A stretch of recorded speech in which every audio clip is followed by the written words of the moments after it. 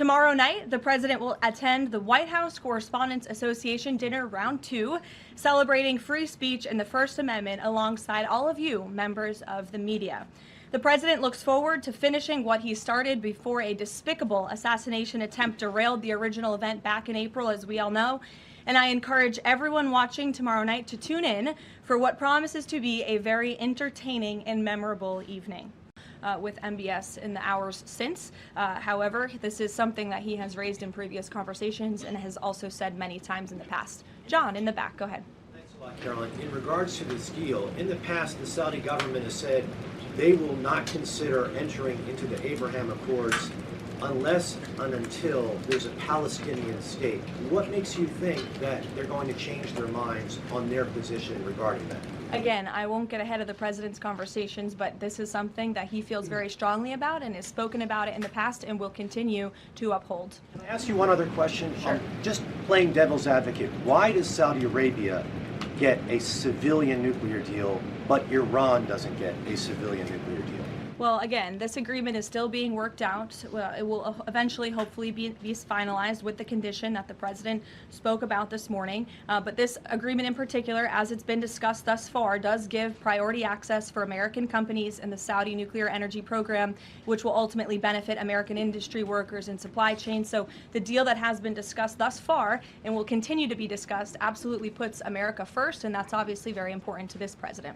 On the Saudi Arabian nuclear deal, what steps is the U.S. taking to get Saudi Arabia to sign the Abraham Accords? Sure.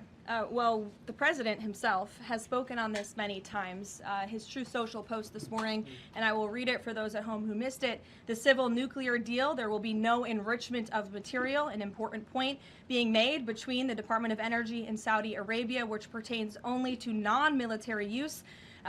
Will be approved, but is totally subject to Saudi Arabia joining the very respected and successful Abraham Accords. The United States is not opposed to civil nuclear facilities, as we all know. Look, this is a condition that the president has spoken about many times with our Gulf and Arab allies. He wants to see these countries sign the Abraham Accord. It was one of the most historic accomplishments of his first term, and it continues to be a long-term goal of his to expand those accords to ultimately come to a place where the Middle East can be a peaceful and stable region. And yes, this deal with Saudi Arabia, the energy deal, is contingent on this condition as far as the president is concerned. So we'll continue to talk with our Saudi counterparts to get the deal finalized and hopefully see them joining the Abraham Accords very soon. Thank you. Gabe.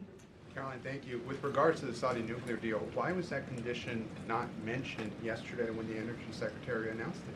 Well, look, the president is always the final deal maker, as you know, and this is something that he has mentioned on numerous occasions going back. I can provide you with those statements, and he has said if they don't join the Abraham Accords, the deal is off. So we'll continue to have those conversations with our Saudi counterparts moving forward. So the deal is dead if Saudi Arabia doesn't join. And have you any indication that Saudi Arabia is even considering this? Again, the president has spoken directly with the Saudis about this in numerous conversations in the past, and the administration will continue to engage in those conversations. Alexandra. Will Saudi Arabia be exempt from international inspections as part of this deal if it moves forward? I don't want to comment on the specifics of the deal, as we're still, again, as I just said, talking especially about this very important condition that the president raised this morning.